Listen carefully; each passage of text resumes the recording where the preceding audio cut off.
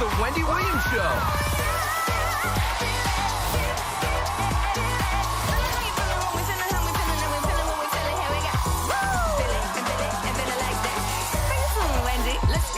Now, here's Wendy.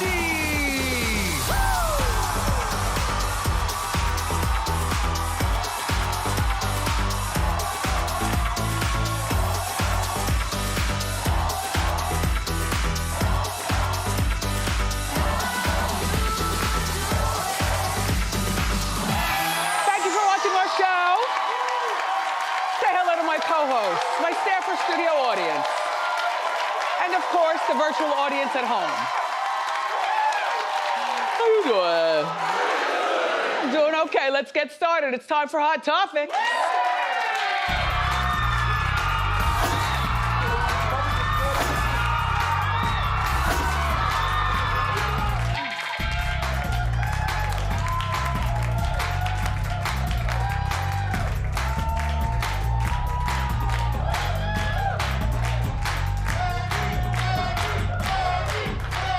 You.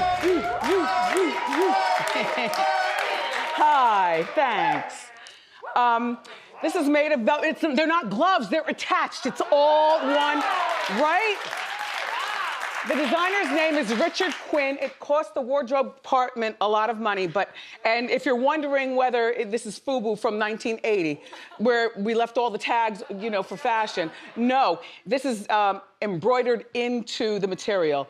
And then these pants are Christopher John Rogers, who outfitted Kamala, who we've been wearing his stuff for quite some time, but the slacks are his. So, did you have a nice weekend? I watched Salt-N-Pepa. Did you watch? Of course you watched. The biopic. I got a lot from it. I must be honest with you, there was a lot missing from it. I thought that the actors and actresses did a great job. There were storylines that I wanted to be bigger. And others that, all right already. Like we know, Salt, turned her life over to Christ. Okay, Mario Van Peebles. And the congregation. And choir. And then, I wanted to know, all right, Peppa, Peppa and Tretch and Peppa and plenty o' men. And she was not shy about that. But, I wanted to know more, particularly about her relationship with all the baby's fathers and Salt's too, with all the baby's fathers, including whatever happened with you and Herbie. Is he still your true first love and you're still in your 50s and not over him? Like, where are we today with that storyline? Right. You know what I'm saying? Absolutely. I was looking for that. I wanted to know more. People at MediaTakeout.com absolutely could not stand the movie, which I thought, all right, you all, calm down. They put in a great effort to tell their story. They are still iconic and they are still legendary, all three of them. All three of them. Salt-N-Pepa, I know that you don't really want to talk about Spinderella. I know that they say you have a gag order where you can't talk about it, but the streets talk, and I know, and we all know the real story. Spinderella, you are as much of Salt-N-Pepa as they are to each other. And I think that they did a really good job of hiding that from us in the public because she was dancing with them on the stage when they accepted large awards, and she was dancing on the stage when they went on Arsenio Hall's show and stuff like that. Spin, I just think that if you played more relevant today's music, because I've heard your sets, your modern day sets, your music is old. Like, people who love 80s and 90s music, and that's me, we're not going out to clubs because Spinderella's there. You're letting people like Paris Hilton and these other DJs who aren't even DJs like you're letting them get your money and take your shine because you're stuck in the 80s and 90s. We might not like the EDM music, but that apparently is what brings everybody's milkshake to the yard these days.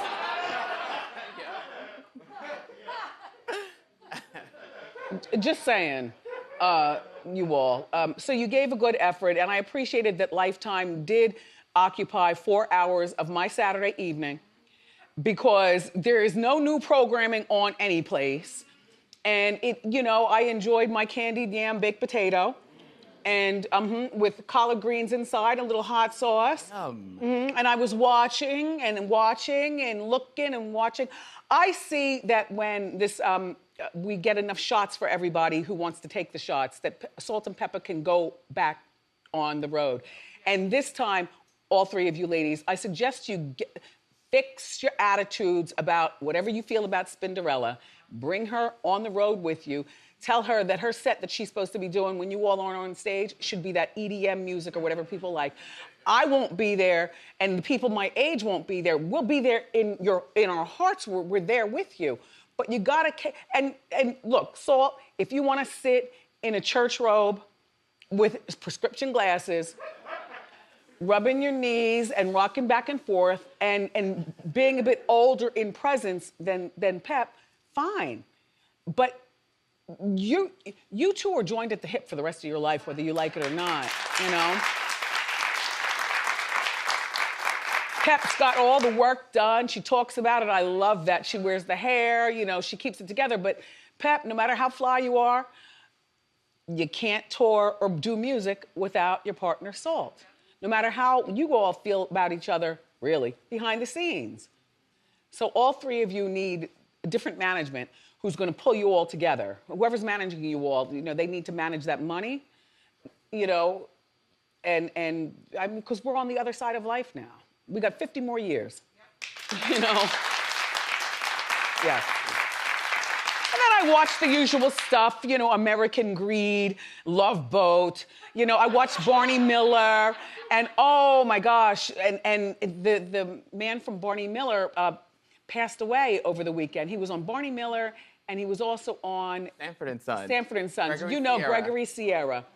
He played Julio on Sanford and Son, and he was on Barney Miller, one of my favorite old shows. And then he, Detective Chano. There he is.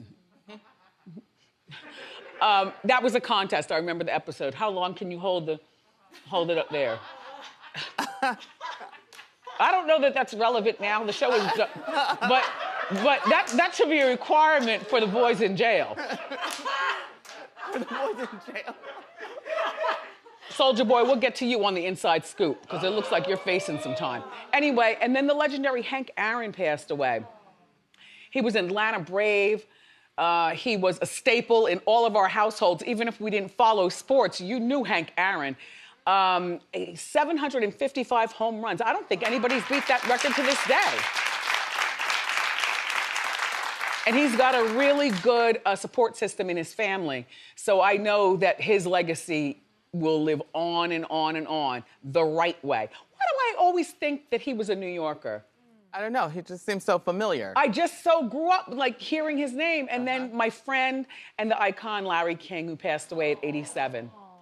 Yeah, all three of them. Gee. Anyway, so Trey Songz was arrested over the weekend. Now, he can't do 2 hours in jail. As we speak, he's still in jail. How you doing, Trey Songz and everybody there? I don't mean how you doing. I mean, hi. He's so everything.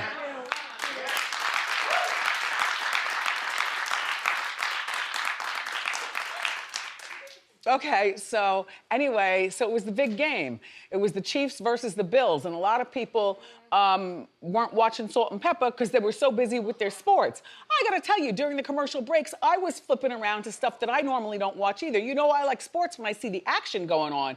And when I heard about this, I saw it roll across the crawler right here. I think I missed a couple of scenes in the Salt-N-Pepa. I'm not sure. Was that pimp one of the DeBarges? The pimp who beat up Herbie and punched Salt in the face in the parking lot? He looked just like a DeBarge. We'll get to that trouble in a moment. Oh, yes, we will. One of the DeBarges is, he might become a lifer. All right, nope. Yep. Devin will be out here and guide us through the story. So anyway, They're saying, you know what's really weird too? The gloves have a zipper. Do you see? Yeah. The gloves have a zipper. And then my flower ring wouldn't fit. It's too big for this hand. So if I say, how you doing too hard, it's gonna flip across the floor. But this is still the fake stunt one because I'm waiting for Will the jeweler to come up, with whatever, he's making me a new flower ring. I told you that. In the meantime, these gloves, though, the sleeves are extra long and the gloves they're warmish. I mean, it's, uh-oh. All right, well, Willie,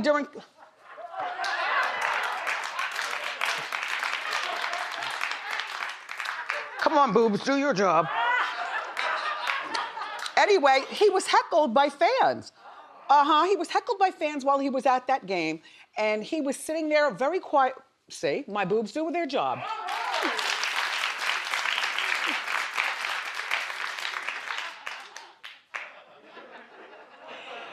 Today is Shop USA, by the way, Day. According to President Biden, it's very important that we are very aware of the great things that are made here in the USA besides this show.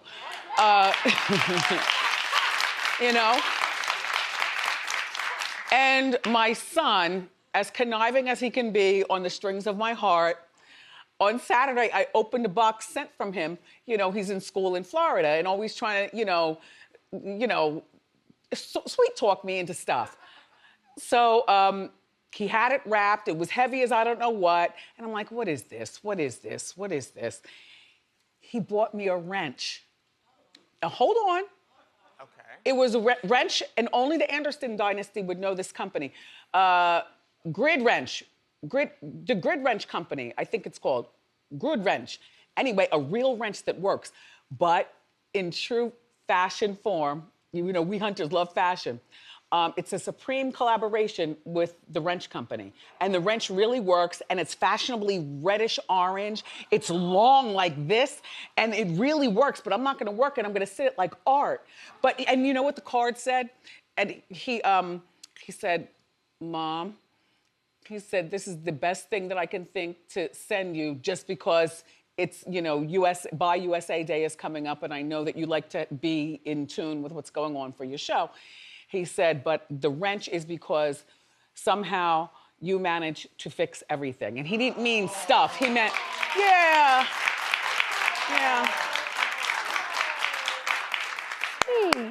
Not all. He's up to something. So Trey is sitting there, no word on who he was sitting with. The cops came over, and all of a sudden there was a physical altercation. Look at this. The cops are attacking him. Thank you, TMZ, for this video and the photo. Trey said that he was scared. He didn't know what was going on. He wasn't doing anything bad. And he ended up punching a cop in the head. Well, you might say, nobody punches a cop in the head. Like, why would you do that? Well, maybe this was one of those unidentifiable cops, And he was just defending himself. He was scared. I mean, his beautiful eyes are big. Like, he's always a little startled, And then... Look at that. Look at that mugshot. Still cute? Anyway, so he will be seen by the judge later on today, but he was arrested, like with the handcuffs, for trespassing, resisting arrest, and assaulting a police officer, and he's still being held in prison. The people around him allegedly were saying, stop, that's Trey Songz, that's Trey Songz. But some people around him know exactly what happened. Sometimes regular people will do stuff to celebrity people to incite the riot and then video it because that's what the world has become. Anyway, Trey Songz, good luck. Cops, get to the bottom of the situation. Please let this man free. He's good. He's a good one. Shout out to Detroit. A shout out to Kwame Kilpatrick. Kwame, you and I have socialized. We know the circles. Detroit, I've loved you since forever. You supported me on radio and you supported this show during our 6-week sneak peek and beyond. My thing about Kwame is that I know he and his children, some of his family members were pardoned by the former president. And so Kwame is out. And I would like him to be a Zoom guest on this show because Kwame is smart. I mean, he was caught up in all kinds of shenanigans that got him put in prison. But he did his time and he's out. And I think that he can talk to us about prison reform, about what his state is doing regarding corona, since nothing is happening here in New York. Do you realize that there were 6 million coronavirus needle things Vaccines sent here to New York? 2 million people got them. There are 4 million left. And this is, mind you, New York, the whole state. There are 8 million in the 5 boroughs, 8 million people. So imagine all of us, and there's only 4 million left, 4 million, and there's a panic here in New York during Restaurant Week. Yeah, today kicks off Restaurant Week. Well, there are over 500 restaurants that have agreed to, work with your pocketbook and still have the good food. I don't know whether you're going to eat there. I don't know whether the deli counter at your grocery store counts. Nope. But between made in USA stuff and the restaurant, like I like Italian food. And a lot of times, like, a Chilean pepper, which I love peppers from Chile, that's not made in the USA. Oh. But if I'm buying it in the USA, is that 50-50? Am I, is that part of it? I like Corvettes. If I was still driving, I'd drive a Vet, a drop top one, real fast. Yeah. I wouldn't buy American-made hair, though, because everybody knows that the best bundles come from overseas.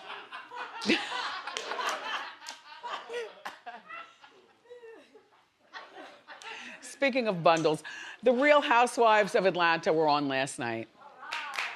And, I felt like I was seeing all the same stuff. Kenya organized a trip for all the girls to go to South Carolina, but she brought along her baby and her nanny, and they flew, allegedly, in a private plane to get to South Carolina. And she put the other ladies in Sprinters and with no air conditioning. Oh, it's hot. So glad I had an easy menopause. Oh, that's hot in there. Anyway, or cold, because it's only 23 degrees today here in New York. It's very cold outside. Anyway, take a look. Wait, she brought her baby? Wow. Let me see. What's going on? That is mother up. Because I was crying this morning because I had to bring my baby. The double standards, that's not what's gonna happen on this trip. If we were bringing our kids, wouldn't you have liked to bring your kids? It should have been known. The fact that Kenya brought her daughter and didn't even extend the option to me, Candy, Drew, Shamia to bring our kids, that's just wrong. She brought her baby. You see, this one got me so hot and mad by everything. I'm just ready to go home, y'all.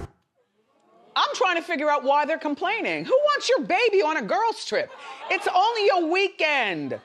And, we know Kenya can be extra, but that's what she's there for. And we know that, she worked hard to have the baby, and so did all of you, because having babies is not an easy job, birthing them. But she bought her nanny, and the baby was not seen partying with the girls during the actual scenes. The baby was brought into the house and sent to the other room with the nanny. Honestly speaking, I'll tell you what, I think Kenya probably brought the baby because she and Mark are now divorced, and he's the one who announced it because he's so concerned about his restaurant week here in New York. But that's one restaurant. Well, you can go if you want to, but I'm just saying. On the name of what he did to Kenya, what he's done to her, we know she's not the easiest person to get along. I watched hours and hours of reruns yesterday. Yep. And saw she and that man that she was with, remember when they went Walter. fishing? Walter. I watched it too, yeah. Mm-hmm. And her sister kept saying he was gay, or yep. Mm-hmm. Cordell You Doing was on everybody. It was good. Cordell. Anyway, I'll bet you, though, his DMs are full, because Kenya still is a national treasure. She just turned 50 yesterday. Happy birthday to you, Kenya. There she is. Mark is a very good-looking man. He is now associated as being a house husband. He went on the show, probably not for Kenya at all. He went on the show to say he's been with Kenya, in other words, bragging rights, and then to promote his Brooklyn restaurant. I mean, he was disgusting to me with his braggadation of his restaurant situation. He's probably watching on top of the next woman right now as we speak. And if she was smart, she would answer her DMs and move along with her life. Just move along with your life. And all you housewives, it's only 1 week of filming. I apologize, I did say it was 1 weekend. No, I know it takes a week of filming, but don't you want to get away from your kids just for a week? Even if they're a little like this, hire a nanny, keep them over there. Go. Drink, yell, fight, go. I'm gonna be on Stephen A. Smith on Friday. I'm really excited. Stephen A., when Bernie called me up and he told me that you're the one who extended the invitation, because I was like, wait a minute, did we push our way in there? Because he's been on our show once before, and that's when we were doing Hot Topics from home, and he was really nice. But I don't know that much about Stephen A., and there's only one person I know who talks more than me and talks at you, sometimes more than me. In a funny way, like he's so entertaining. I don't care about sports, but he makes it entertaining. So I've seen his show that comes on here on the East Coast, like in the 5 o'clock hour. It comes on either at 5 o'clock or 5:30. I forget what it's called. All I know is it's hosted by a handsome man who's 6'1". The A stands for Anthony, and he loves his mother, Janet. And he's a graduate of Winston-Salem. And he's gonna be interviewing moi about my movie. Yeah. He goes, yeah, I got a copy of the movie and I got a copy of the documentary and I need to talk to Wendy on Friday. So I said, wow, okay. All right, please just watch, just watch, because I don't like being interviewed, and I'm normally really good at flipping it around and making the interviewer being interviewed by, like I take over. But Stephen A. is the one person, who eye-batting is not gonna work. He'll call me on it, and tell me to loosen up my underarms a bit. Yeah, it's tight right here at the pit. Along with, wigs are good, they cover stuff. Enough about you, Stephen A. See you on Friday. Thank you for the invitation. Attention all men.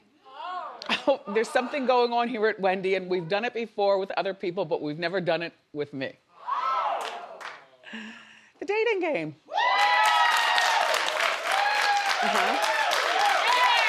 Which, we've never done it with me because I was married, but now I'm single, and I tell you, I cast my rod in all the kinds of ponds. I would like to date, sure. And now that we can go out, we can date and sit 6 feet apart and social distance and talk on the phone. And I got a burner phone.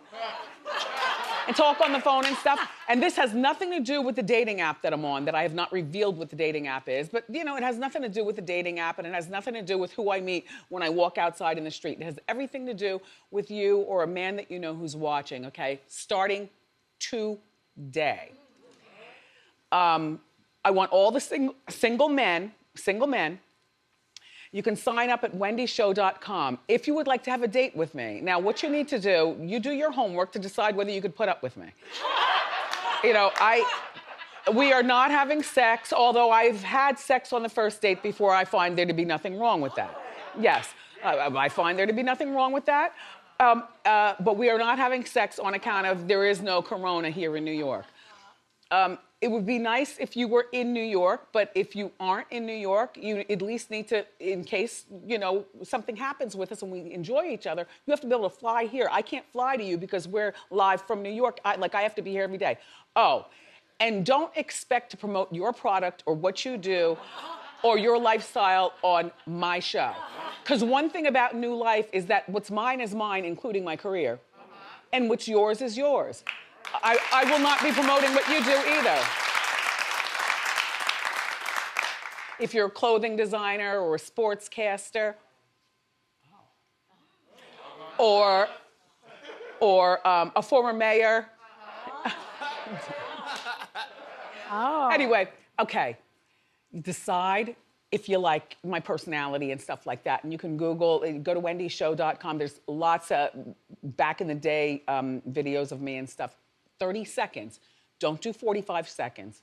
Don't overtalk it, because there's only one man who can overtalk that I tolerate, and that's Stephen Anthony Smith.